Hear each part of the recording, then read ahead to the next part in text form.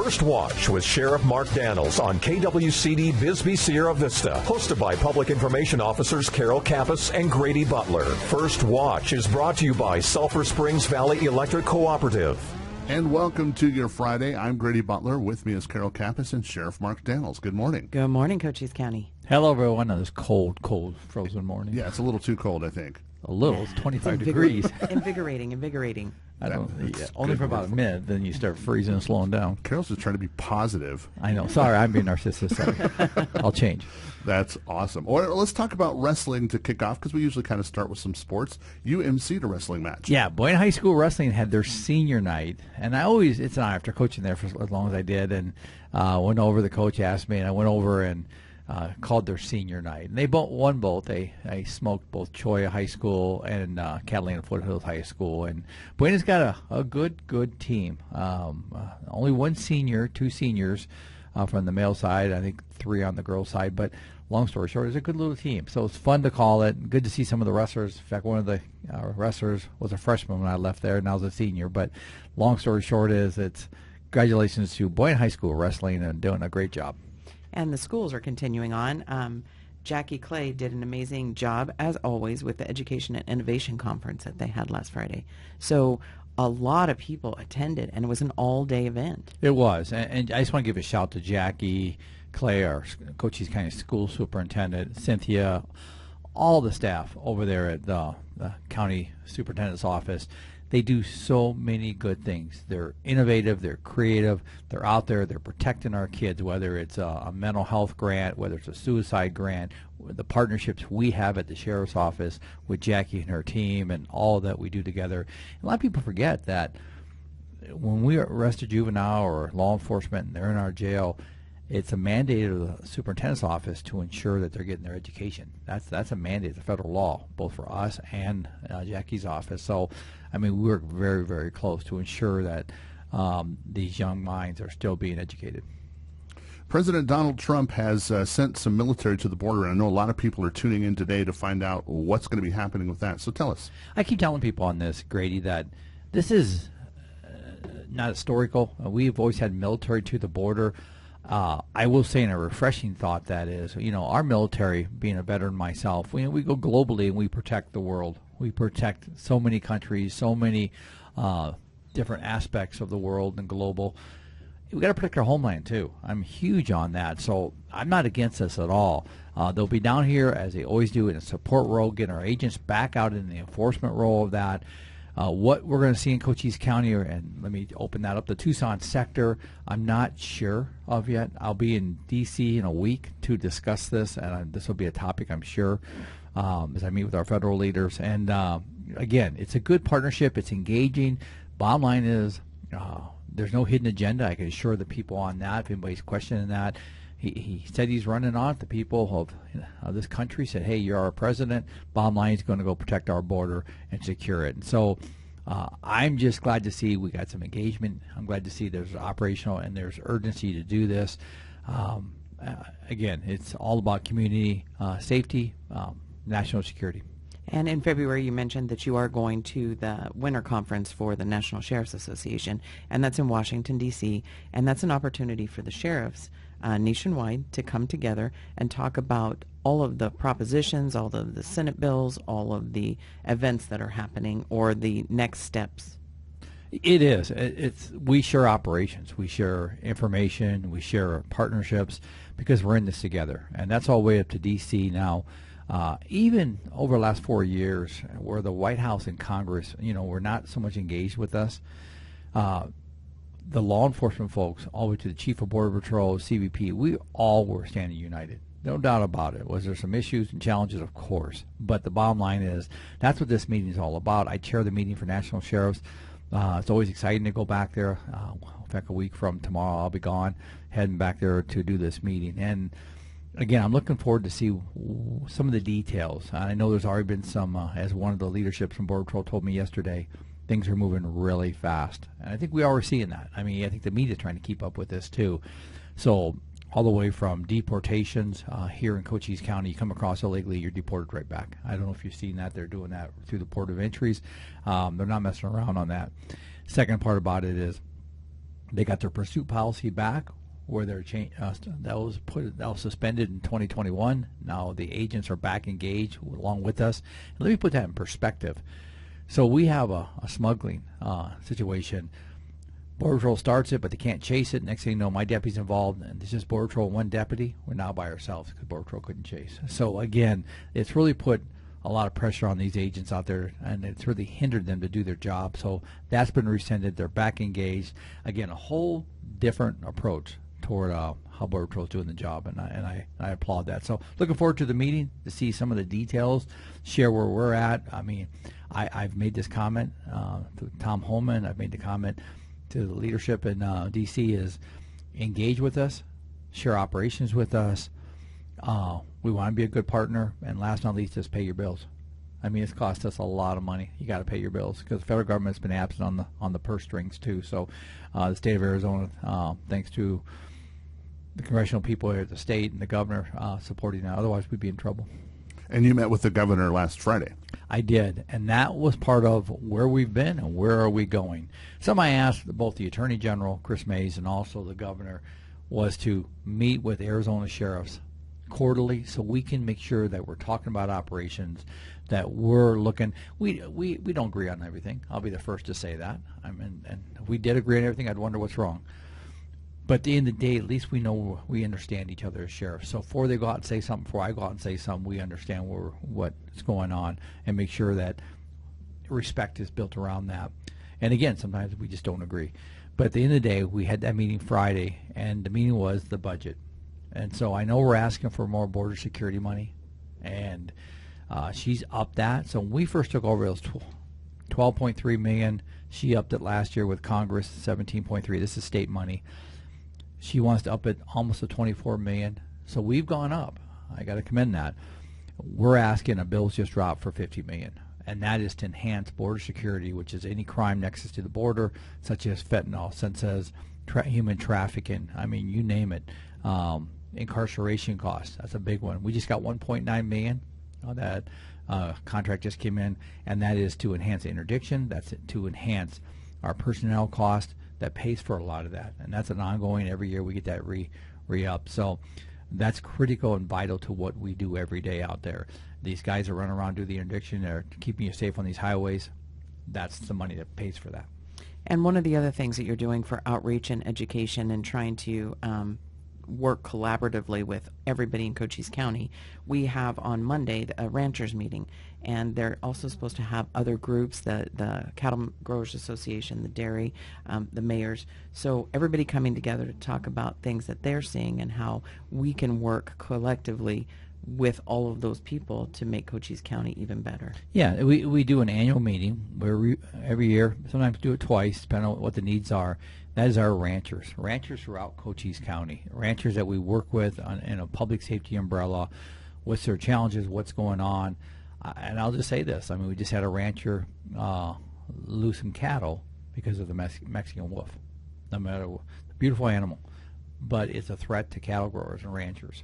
So that's going to be a hot topic, I can tell you right now. The water is going to be a hot topic, even though I'm not the aqua police, I call it. But these are things that ranchers want to share with us, so we want to make sure we're there, and it's good. And these ranchers are the backbone to Cochise County's history, the legacy, and that's something I've embraced since I've been sheriff for 13 years, and that is to make sure our ranchers are heard. We all think about our own little worlds and stuff, but that's a tough business on the border. You talk to any rancher, they'll tell you ranching on the border in a border community is like 3 times tougher than anywhere else. I mean, look at the water problem they're dealing with in the state. And I just heard this area, kind of side note here, like 154 days without water in Phoenix. The record's 160. Think how dry it is up there. Then compare that to down here. We're not far behind that. So again, we meet with them. It's always a very open, frank conversation. Ranchers aren't shy, and they shouldn't be. But so we're looking for that on Monday to see how that goes. But I'm excited to see them all. And we have media that is very interested in Cochise County from all over the country, in fact, from all over the world. And we just had Full Measure come down and do a story here. Yeah, a little history on Full Measure. It's 23 million households watch it. That's how popular that show is. Cheryl Atkinson. A lot of people are like, oh, who's that? Cheryl was actually a CBS national reporter that broke Fast and Furious. When that happened, she was the one that did that. Many of the, you look her up, she's very, very good reporter. I've done like 4 or 5 shows with her. She's good at what she does. She calls it how it is. If I'm wrong, she calls it. She's not afraid to call me out or anybody else. But I like her. I mean, you know where she stands. And so her show will come out Sunday, Full Measure, if you can see it. I saw some clips of it already, and excited about it. But she's kind of like where we're at, where we've been, and where are we going. That's kind of the show she's doing. It's an hour-long show on Sunday morning, but I don't think it airs anywhere in Arizona, so you have to find it some other innovative ways, and it's out there, though. But, yeah, it's a good show. Cheryl Atkinson, thank you for coming. It's available on YouTube, but it probably won't be on Sunday. It'll be a little bit later in the week. Okay. YouTube grabs it all, doesn't it? It's like, hey, just give me a minute, and I'll get that on YouTube. And some of the things that we're working on internally in Cochise County, you've been a lot of different places and met with a lot of different people. So the Lions Club, let's start with that one. They had an event on Saturday at the Salvation Army making blankets, and that's for Project or Operation Linus. Yeah, and I wasn't really too clear. They asked me to come over and receive some blankets. So last Saturday I went over there. I was at the Salvation Army, and the room was packed. And they're in there, all these volunteers and paying it forward community members, I call it, were making blankets, tying them up for kids in need throughout Cochise County. So they had a ceremony. Fire department was there from Fry, myself, and some others, groups that, DCS, other groups that deal with children, where they gave us blankets for kids, and you think about, oh, okay, you got a blanket for a kid, but when we have to go into a home, maybe the house burned down, or maybe it's a bad car accident, or sadly we're removing children under court orders, and you got a crying child, we can give them a blanket of comfort. And it means so much. So I just want to give a shout out to the Lions Club, the Salvation Army, and especially all those volunteers that I went around the room, was talking to a lot of them, and just they're doing so much for the kids. So thank you for what you're doing to just make a little bit of difference. It means a lot. And you get to celebrate some Sierra Vista history today with a landmark at a restaurant. Yes, and one of my favorite, McDonald's. And I think all three of us grew up in that era, where McDonald's, the Big Mac, and the many great tasting things over there. But, yeah, they're having their 50th anniversary of their drive-through window here, their drive-through, which was the first for McDonald's.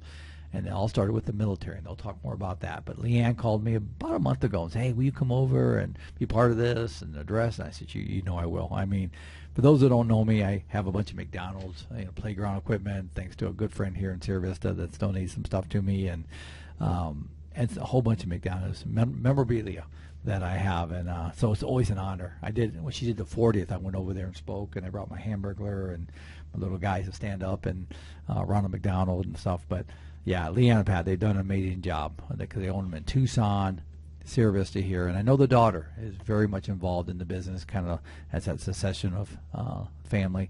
So again, thank you for doing that. If you're open at 1:30 today in your schedule, or you want to do something, come enjoy a Big Mac, a Diet Coke. It kind of balances that out, and then come enjoy that at 1:30 at McDonald's. And you also went to the U of A South Foundation dinner over the weekend. It was actually just the other night. They had, and I want to give Callie Groth a big shout out, and all the folks at U of A. I mean, they always do Dining Under the Stars, and Jeff Davenport and I MC that, and we've been doing some record fundraising for them. So I just want to say thank you. They had their recognition dinner the other night.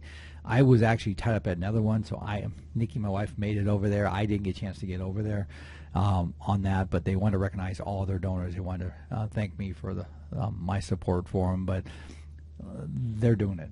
I'm just there, but they're actually doing it. So Callie, thank you so much for all you're doing over there, and for U of A and those interested in higher education. And giving back to the community is one of your favorite events of the years is Cars for Kids. Cars for Kids is coming, yes. And to the committee and myself, we're so excited. We're kicking it off. So it'll be back at Hobby Lobby in Cal Ranch, April 5th. And this is our 13th annual Cars for Kids. So we're excited about it because this is for the Fraternal Order of Police that puts this on for the Sierra Vista Boys and Girls Club. And let me tell you, it helps raise funds for these outreach programs for Boys and Girls Club. where they can have all the different events. They can play sports and stuff like that. And they got Jay and his team over there at Boys and Girls Club. So that's April 5th. You can go to the Boys and Girls Club website, and you can sign up your cars. It's like $30, I believe it is, plus or minus. And then we got an auction, raffle item. It's a huge event. I mean, but it's a fun event. It's free to come over there. But again, or if you want to sponsor, you want to be a sponsor, you're listening to this going, hey, that'd be a good thing to sponsor, get a hold of me. It's very easy to get a hold of me at the sheriff's office. Call, leave me a message, I'll get back with you.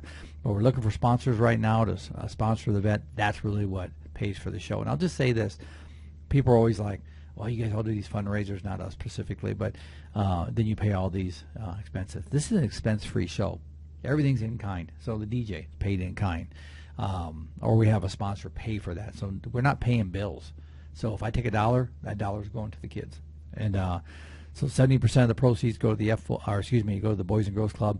30% goes to the FOP for their scholarship, outreach. A lot of that goes right back to youth. And if you want to be part of all of this, we are hiring. So we have vacancies for deputies. So I think it's really important that if you're interested in doing something like that, take a look. It's going to have the information on our Facebook, on our webpage, and it's a good way to get your foot in the door and see what kind of things you can do to give back to the community. It is. I mean, everybody's talked about law enforcement, good, bad, indifferent.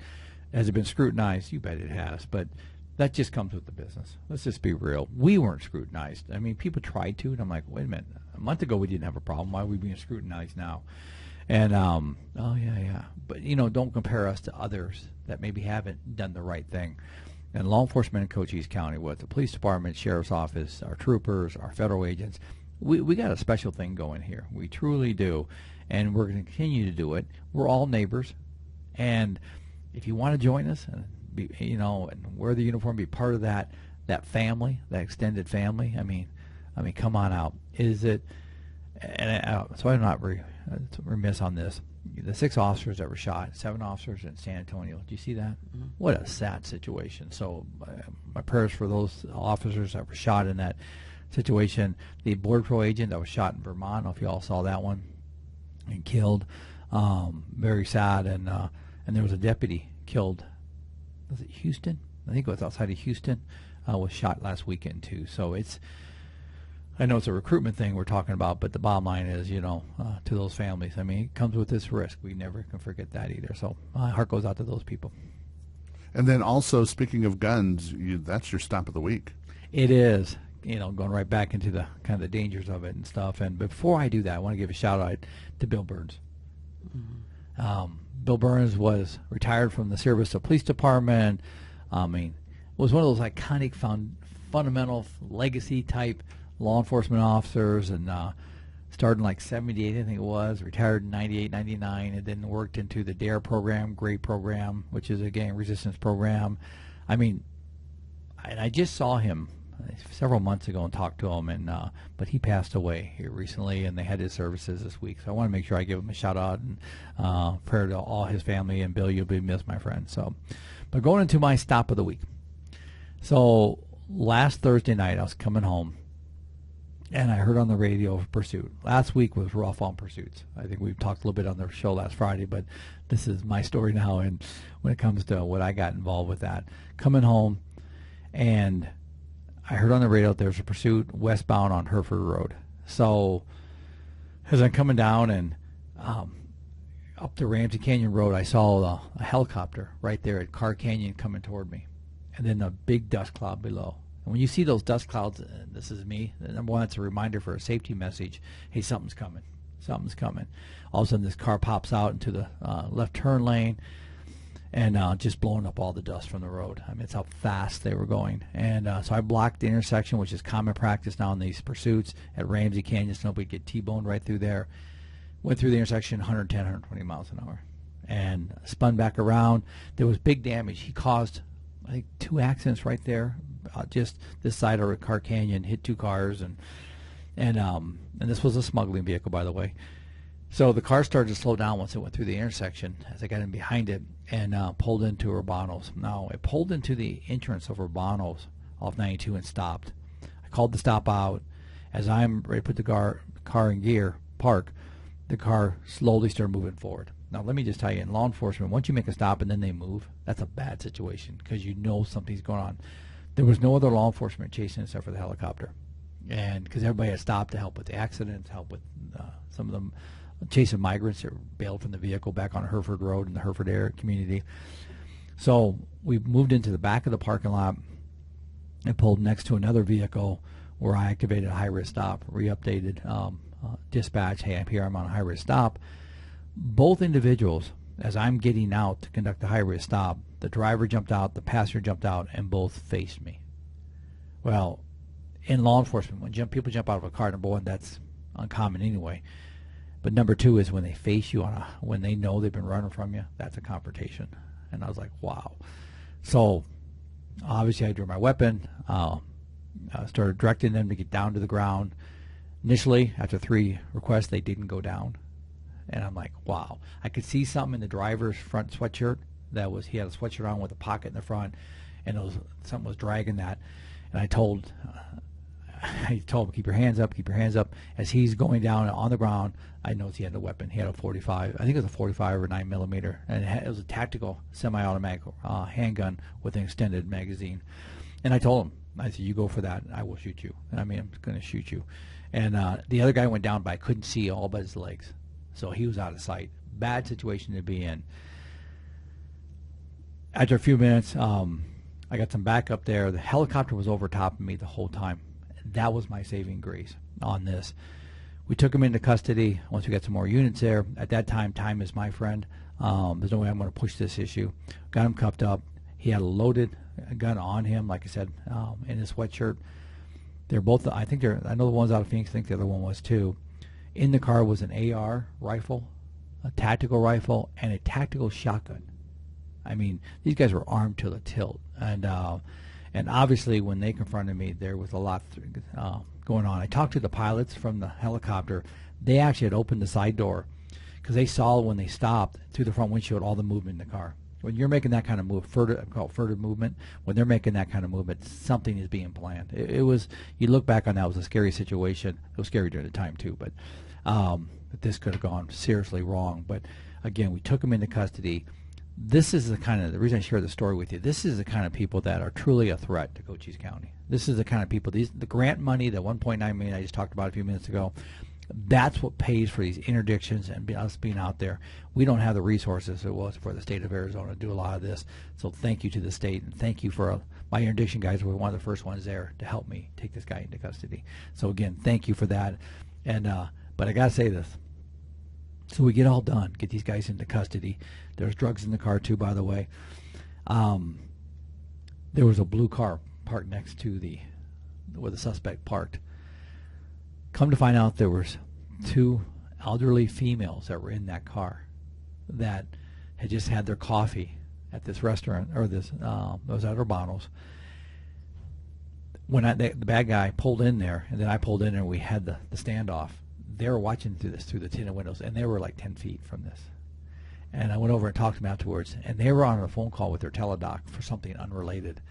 And so I went over and talked to them, and they, wow, Sheriff, and they were just rattled, rightfully so. And I sat and talked to them for a few minutes. So thank you, ladies. I apologize for the inconvenience on this one, but that's who we're protecting, people like that. So. And so for now, your safety message of the week. We started off the show, and now we're going to wrap up this segment. It's cold. It's 25 degrees. I mean, what is it here? I mean, where did our furnace go in the sky? I just want to throw that out there. But number 2 is something we don't think about here. Something that's common. We're watching on news, people falling, cars slipping down highways. It's called black ice. Mm-hmm. I grew up with black ice in the Midwest. Is just be careful where you walk and where you drive. I mean, this is like an historical safety message because we've never given it before, because we've never had to give it before. But it seems like this coldness doesn't want to go away. So just be careful, especially in the morning when you're going out. If there's some moisture, that's probably frozen. Be careful out there. We don't want to see anybody get hurt or slide your car into another. Well, Sheriff Mark Daniels, we thank you for coming and talking to us today. Grady, Carol, thank you so much for all you do. Take care, everybody. And Carol, who do we have coming in next? We have Cochise County Superior Court Judge Terry Bannon. First Watch on KWCD Country is brought to you by Sulphur Springs Valley Electric Cooperative. Giving you an inside look to your sheriff's office. Let's go back to First Watch on KWCD. And it's brought to you by Sulphur Springs Valley Electric Cooperative. I'm Grady Butler. With me is Carol Kappas and our next guest. Welcome back, Cochise County, and thank you so much. We have Superior Court Judge Terry Bannon. Thank you for being here today. Thank you, Carol Kappas. It's been a long time. I haven't seen you in a while. I know, it has been a long time, but you have kept busy. You're working on a juvenile justice program right now, or a project, and so that's what you're here to tell us about. Yeah, I am actually. In September, there was a statewide summit of all the presiding juvenile judges in the state, and with a particular team that they were chosen as identified by state requirements, or I should say Arizona Administrative Offices of the courts. And we went up to Phoenix and we had a summit regarding youth violence because of the significant increase in violent crime committed by youth.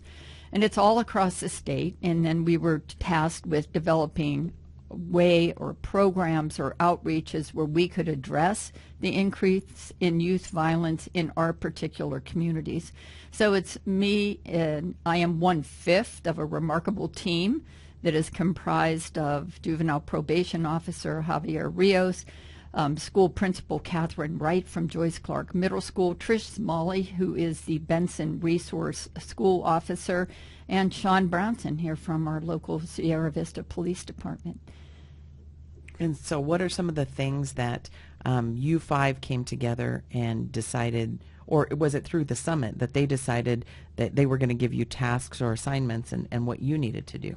We were really tasked with creating our own programs that we thought would work best for our communities. For my particular role, I have been doing more outreach in the community and bringing attention to the problem of youth violence, and that youth violence can take a lot of different forms. It can mean somebody's bringing a gun to school, someone's bringing a knife to school, someone's committing an assault in school, and sometimes the assaults are simple assaults, sometimes they're aggravated assaults. We have a lot of juvenile crime associated with human smuggling. So my role has been to get out in the public and bring attention to it because it's a very significant issue. For the school resource officers, they're boots on the ground and they intercept a lot of violence before it even actually occurs. If they hear of something that's going to occur on a campus, they engage, interrupt it so that it doesn't progress. Catherine Wright from Joyce Clark Middle School is very hands-on in Joyce Clark.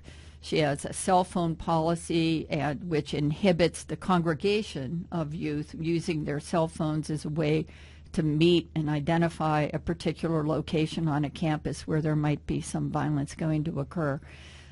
Sean Brownson Patrol, Sierra Vista PD has been very active historically with schools. They patrol the schools, they have school officers assigned in a particular area. They go to the schools often and communicate with the children, with the juveniles, I should say, youth, and so that they can build relationships with them, because it's really based on the relationships that you have in your community with your youth. And Judge Bannon, will you tell us a little bit about juvenile court? Sure. We have juvenile court every Monday, and that's been our designated juvenile court day. If we have a significant number of juvenile cases, we'll go beyond that Monday. But that is the day that we designate for juvenile court. And it's regular court proceedings. I mean, we have juveniles that are charged with any crime under Title 13. So the only thing that is different, and I'd like to make this distinction, is that juveniles can be charged with the same offenses that are committed by adults. The difference is how those cases are resolved. We refer to them as a disposition. So how the case is treated, how it processes through the system, and the ultimate result through the juvenile, because we really do focus on rehabilitation and with a component of responsibility and recognition of the juvenile for the crime or offense that they committed. So we concentrate on both aspects so we can steer that juvenile away from committing crimes as an adult. We try to intercept that process because sometimes it starts out something small, or sometimes it can actually start with a larger type of crime. But we really intercept that youth at a critical juncture in their life so that they can go on and make better decisions. And one of the things that you have been seeing is cell phone usage. You mentioned it. You know, it unfortunately, I should say fortunately it's here, but unfortunately for our youth, that seems to be all-encompassing to them. But some of the things that maybe they don't think about that you've seen in your court are taking pictures of themselves, sexting, it turns into child pornography, correct? It does. It really does. And what we're going to start in March 1st, actually, and I just need to say, the JPO's officers, the juvenile probation officers that I work with, I've never worked with better people. I really honestly have the best job in the county, and I need to thank so many people for this opportunity to be the presiding juvenile judge.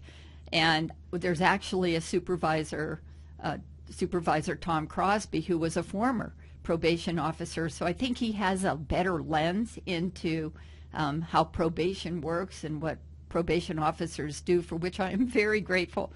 And, well, that's true. So we have a digital divide, Carol. We have a digital divide between parents and their children. Parents don't understand, have the ability to navigate a cell phone like their 12-year-old child does. And so what they think may be just a harmless conversation that's going on, they're not familiar with the emojis that signal something to that teenager or juvenile that is really not as innocent as it seems. So what we're going to do is start to teach a class to, as part of the punishment, believe it or not, and I hate to say punishment, I'm not trying to say, I'm going to say as part of the disposition, we're having a class taught to the parents that they must attend so that they can learn to navigate a cell phone as well as their child does, so they can be more involved in what their child is doing. And that gives them a better overview of their child's life, who they're friends with, what their activities are, what their interests are, where they are, and what they're doing. Cell phones aren't as innocent as they seem.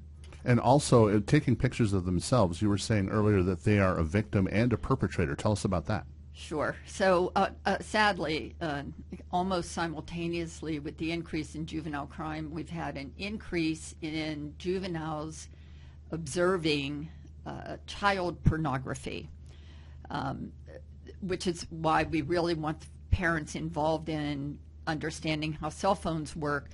But they are viewing child pornography, and then often they will take pictures of themselves in various acts of sex or various just straight up poses, and they put that on the internet. So then now they're contributing to a child pornography stream, but they're also a victim of child pornography. It's an interesting position that they put themselves in, but it's very disturbing, and it's been very disturbing. And these are Class 2 felonies, and so often what we do with those cases is there's a psychosexual evaluation that is involved, in which analyzes the potential risk of this juvenile going on to be an offender, a sex offender. And if they meet the qualifications, we will register them as a sex offender until the age of 25, which is statutorily all we can do. And one of the things that you're trying to do is, like you said, you're stopping them before it goes further. And so you're one of our first lines of defenses, because what juvenile or kid knows that if they're going to take a picture of themselves and shoot it over to their boyfriend or girlfriend, that's going to put them in that line or that stream that's pretty serious? It is very serious. It is very serious. It's truly disturbing. They don't understand that the image is out there forever. They don't understand that there are predators out there who are going to take that image and use that image for whatever type of gain that they may seek. It's a disturbing process, but they don't know. But they need to know. And that's what we're trying to do with our outreach for this Youth Violence Summit, with I'm now kind of also pushing forward with the juvenile sex case crimes. And that's what I was going to ask. So is this component part of your juvenile violent? I've tagged it on. Okay. I have tagged it on because often there is the behavior that manifests in violence are the same behaviors that manifest on them engaging in child pornography or putting themselves on the internet. At some point, they failed to make good decisions. And so the point of it is, whatever decision they're making that's bad, we try to intercept it, get it on the right path, help the juvenile, help the family by making better decisions. And often the juvenile crimes that are committed have a significant monetary component to them. And we were fortunate enough to get a grant from the administrative offices of the court, and we now have a program called Project Restore, which the juveniles go out and work off their restitution with various 501c3 organizations in the community. So we're really making some progress in juvenile court. I'd like to say that our juvenile court, our juvenile probation officers, is one of the best in the state.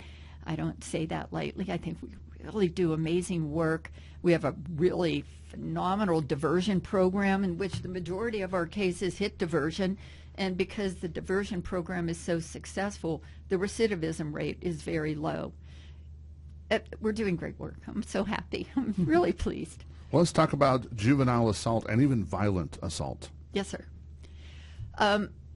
You can have a simple assault where you have a scuffle and there's no major injuries, and we can have very violent assaults where it involves gangs assaulting a particular person, or a particular person enduring a very significant injury that has lifelong or potentially years-long consequences, not only in terms of physical damage done, for example, TBI, traumatic brain injury, but they can have a lot of psychological trauma that follows after that. They feel out of place in their school environment. A family may not have the ability to homeschool the child, or the child enjoyed activities in school but doesn't feel safe going to that school now. So it really is a difficult thing to combat. And the violence was, I was actually surprised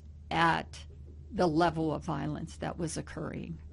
And I think we have a better handle on it now. I think Mr. Javier Rios from Juvenile Probation will show some statistics, or will recite statistics that have shown that we're getting a grip on school violence and, youth violence, and the numbers are going down. That's excellent. Well, Judge Bannon, we thank you for coming and talking to us today, and we thank you for what you do in our community. Thank you. I'm so happy to be here. I'm really grateful to get the message out. Thank you. You bet. And Carol, who do we have coming in next? We have Dr. Alana Bruincini. She's the director of our care team for Cochise County Sheriff's Office. First Watch on KWCD Country is brought to you by Sulphur Springs Valley Electric Cooperative. Giving you an inside look to your sheriff's office. Let's go back to First Watch on KWCD.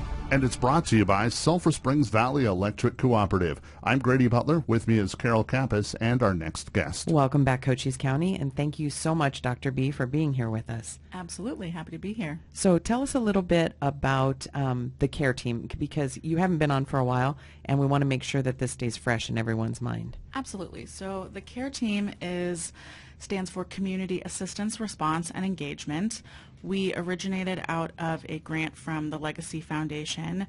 The idea was to add mental health services within the sheriff's office. And my job when I first came on was to do a deep dive into the call volume, the various challenges that the deputies were experiencing, the various challenges that CCOM was experiencing, what mental health needs were showing up within the public safety community, and what were some of the solutions we might be able to have creatively. It's a big county and the communities are very different. The needs are very different. Looking into what existing resources are in the county that aren't being utilized, or maybe we can improve our communication with.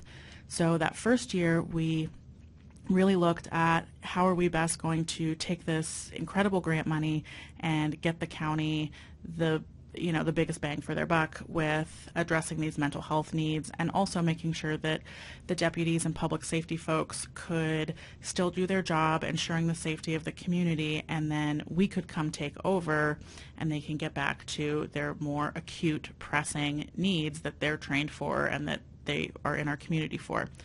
So we have 4 total staff, including myself, and our response, we're integrated into CCOM, so we can either be dispatched, just like any 911 unit, we can be dispatched to a call if it's appropriate for us to be on scene, and we do go on calls.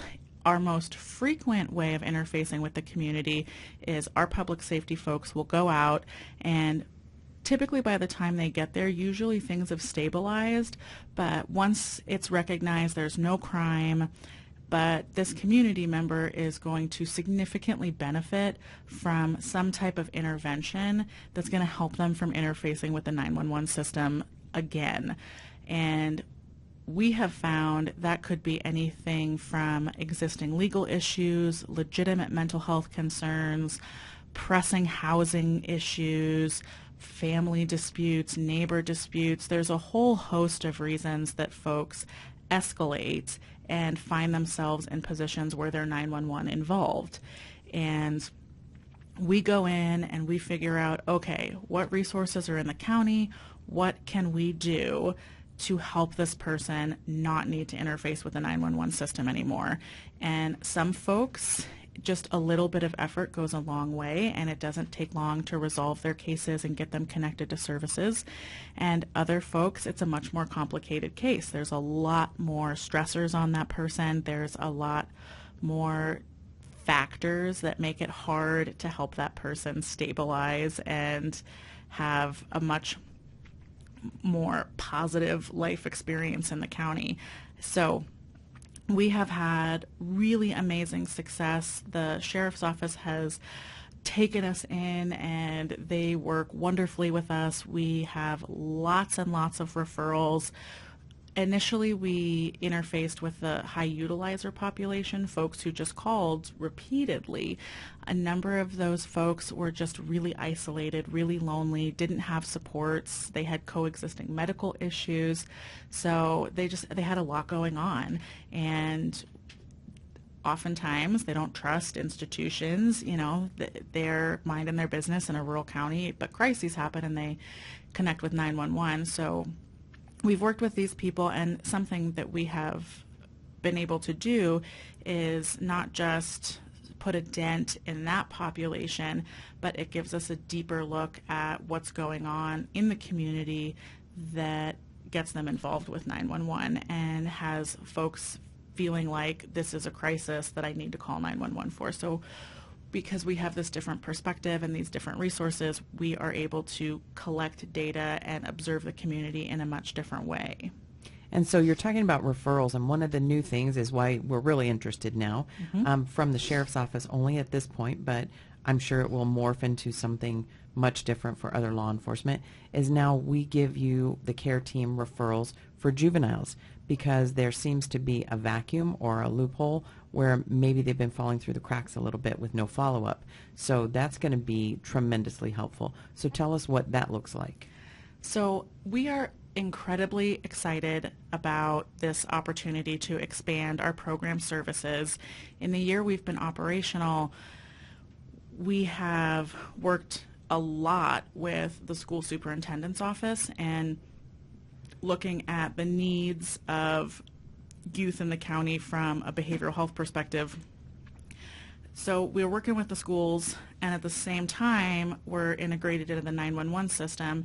And what we have seen anecdotally is there's a lot of kids who are involved with 911 somehow, whether that's because they're having suicidal ideation and their parents call, whether that's because they're runaways, if their families are experiencing domestic violence and they just are in the home. And because we have this ability to deep dive into the 911 system, we can connect with all these community resources. And the way we're funded with the Legacy Foundation, we have a lot of flexibility to find solutions. We don't have these limits that a lot of other programs have, where, you know, they provide one specific service, and we're really able to stay with these families. We're really able to stay with these juveniles. And now that we have an operational order in place that we always get those referrals, we can collect much better data on how many kiddos are actually involved with the 911 system. When we try and pull data, we would have to go call by call to see if kiddos were involved, and that's just not feasible. It's bonkers to try and do that. So if the kiddos are the perpetrators, if it's a runaway, if it's a juvenile problem, we can find out information about juveniles that way. But all the other kiddos that are on the peripheral of 911, they're exposed to that domestic violence, they're exposed to various traumas going on in their family systems. We did not have a good way of reaching those kids and being able to reach those families. Something else that we are really excited about is anytime something is going on with a kiddo, we know there's a bigger problem. Children are products of their environments, and families are doing the best they absolutely can. And some of these really rural families, or these families that have a lot of poverty, they can't access the services, they don't know about the services. There's all kinds of ways that we can really get in there and dig into the issue. As we start helping those kiddos, as we start finding resources for those kiddos, we're also helping those families, because at the end of the day, kids want to be with their families, and they want their families to be happy and healthy. Nobody wants 911 in their house. They really don't.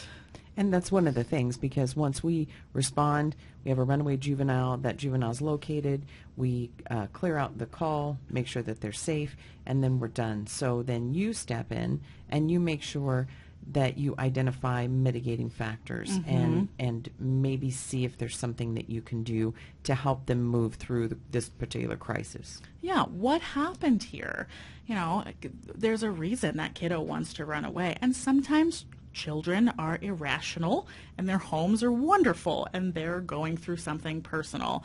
It might be school related, and then other times their home environments are really challenging and they don't feel safe, and there are stressors there for them, and we want to make sure that we're able to look at those scenarios and always help those kiddos. They don't have any control, they don't have any agency, and also help those families.